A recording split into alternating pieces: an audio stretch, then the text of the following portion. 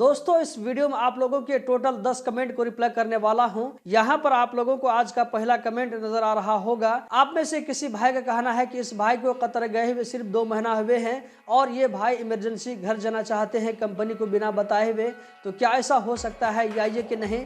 तो इसका जवाब है कि अगर आपका कतर आईडी बन चुका है तो आप कंपनी को बिना बताए जा सकते हैं, लेकिन जाने से पहले आपको एक काम करना होगा, वो ये कि आपको अपना एग्जिट चेक करवाना होगा कि आपका एग्जिट ओपन है या ये कि नहीं। अगर आपका एग्जिट ओपन है तो आप जा सकते हैं, कोई दिक्कत की बात नहीं होगी। लेकिन यहाँ पर मैं आपको सजेस्ट करना चाहूँगा कि आप कंपनी को बता करके जाएं। अगला सवाल यहाँ पर आप लोगों को नज़र आ रहा होगा। आप में से किसी भाई का कहना है कि इसके पास में 4 पुराना मोबाइल है, तो ये अपने साथ में उस 4 मोबाइल को घर लेकर जा सकते हैं या ये कि नहीं? तो यहाँ पर मेरा जवाब है कि आप लेकर जा सकते हैं, मेरे ख्याल से कोई दिक्कत की बात नहीं होगी। अगला सवाल यहाँ पर आप लोगों को नज़र आ रहा होगा।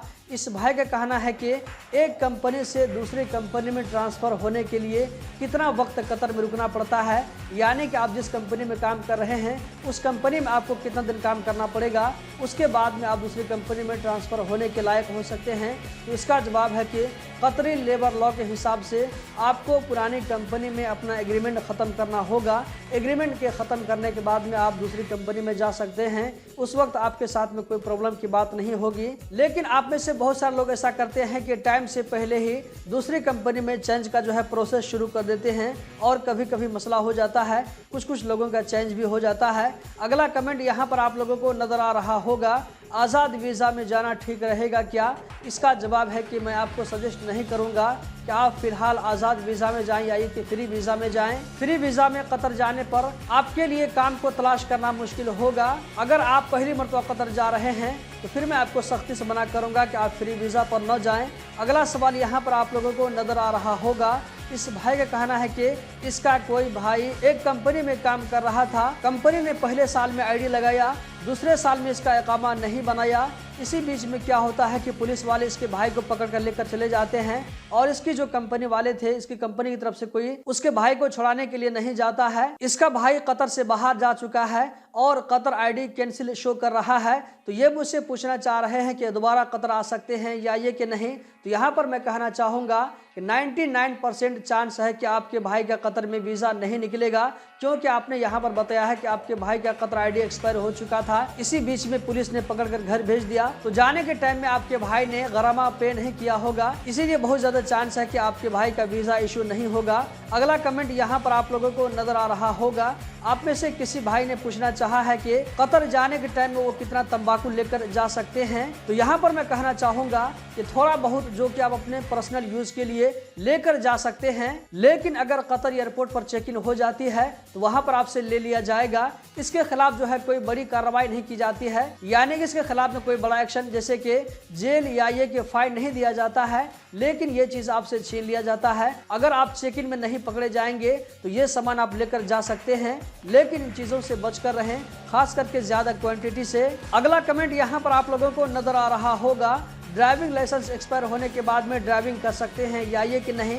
तो इसका जवाब है कि ड्राइविंग नहीं कर सकते हैं, पकड़े जाने पर आपके खिलाफ में फाइन आएगा।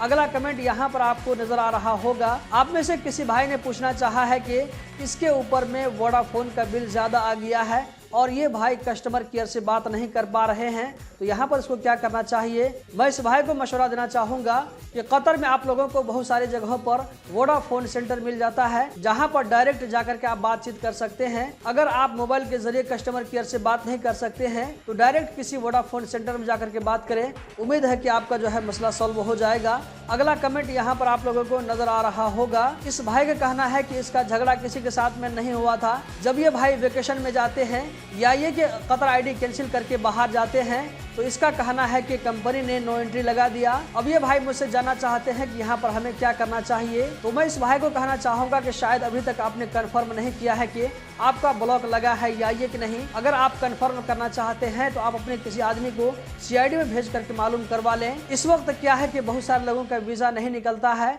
बार बार रिजेक्ट हो जाता है। हो सकता है कि इसी वजह से आपका वीज़ा में रिजेक्ट आ रहा हो, तो आप यहाँ पर ये समझ रहे हैं कि मुझे ब्लॉक कर दिया गया है, तो बात कुछ और भी हो सकती है। पहले आप CID में जाकर कंफर्म करें, उसके बाद में आपको पूरी जानकारी मिल जाएगी। यहाँ पर बहुत कम चांस है कि कंपनी वाले ने आपको ब्लॉक किया होगा।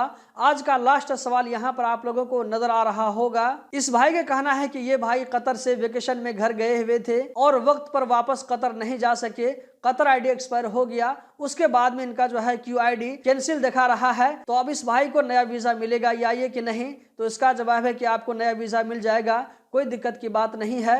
दोस्तों इस वीडियो में इतना ही। कतर के बारे में हर तरह की छोटी बड़ी खबर से, वहां के जो है रूल और रेगुलेशन के बारे में अपडेटेड रहने के लिए हमारे साथ में जुड़े रहें। गल्फ एक्सपर्ट यूट्यूब चैनल को सब्सक्राइब करें, वीडियो को लाइक करके आगे जरूर शेयर करें। बहुत बहुत शुक्रिया।